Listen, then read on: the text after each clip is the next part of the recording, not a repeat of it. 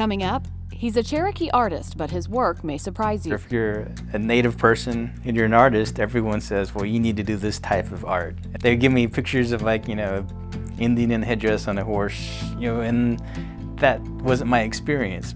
Artist Roy Boney Jr. shares the Cherokee experiences that inspire his work, hoping to bring recognition to parts of the Cherokee culture still unfamiliar to a lot of people. Also in this episode, the legendary Cherokee Ned Christie. Recognized by some as the ultimate Indian outlaw, he's often described as a fierce killer who refused to die. But that's not how many Cherokees see him.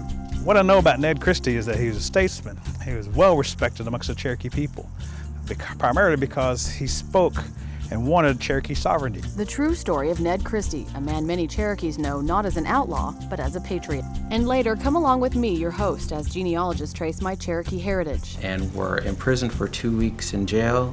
Unveiling secrets from my ancestors' past and sad reminders of the struggles they endured when forced onto the Trail of Tears.